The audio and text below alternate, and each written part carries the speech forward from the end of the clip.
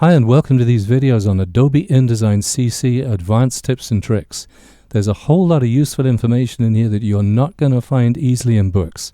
Things like RGB and CMYK blending modes, how to create and save table formatting, how to put images into type on a path, all kinds of useful stuff. If you like it, this is my company and this is my website. Please visit me there, and if you're kind enough to give me your feedback, I will get back to you. I didn't really know what to call this video, but I'll tell you what I'm going to do, and then you can decide what you want to call it. So I've got this line of type overlapping this blue rectangle. And where it's overlapping, the type's going to become white, and the rest of the type's going to stay black. Now you can't easily cut right down through lettering. It doesn't really allow it. But you can cut right down through a shape. So I'm going to turn this text into a shape. And to do that, I'm going to select it and then go Type, Create Outlines. Now that's no longer editable type. The frame is completely different now. It's just a selection frame. Incidentally, this is Adobe Garamond Pro, and that's an ampersand. And this is the clearest example that I've ever seen of how an ampersand is a stylized combination of the letters E and T, and et is Latin for and, which is where the ampersand came from.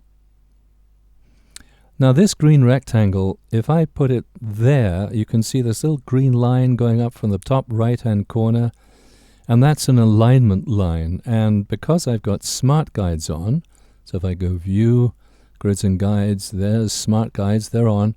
Anytime two objects align, either at an edge or in the center, you'll get a little green line telling you.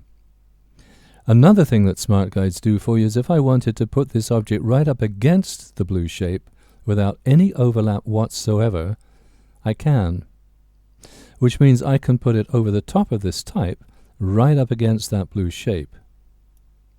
And before I do the next step, I'm going to make a duplicate of the type. So I'll select the type and Control or Command C followed by Control or Command Shift Alt V is paste in place.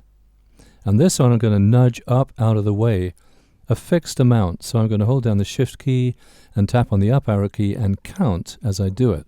1, 2, 3, 4, 5, 6, 7, 8, 9, 10, 1, 2, 3, 4, 5. Great. Now I can select these two objects, the green rectangle and the text block beneath it, and then go Window, Object and Layout, Pathfinder. And the second icon in the Pathfinder line is this one, which cuts the top object away from the bottom object, like this, leaving me with the exact area of the type that overlapped.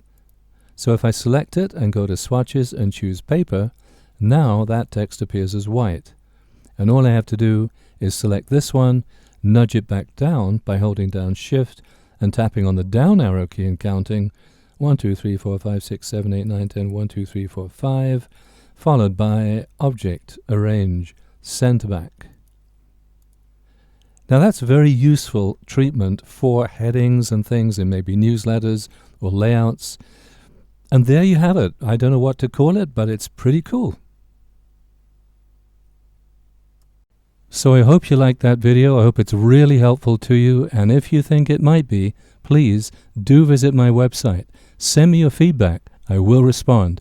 You can also find links to all the places that host the full course if you're interested, and a lot more stuff besides. What have you got to lose?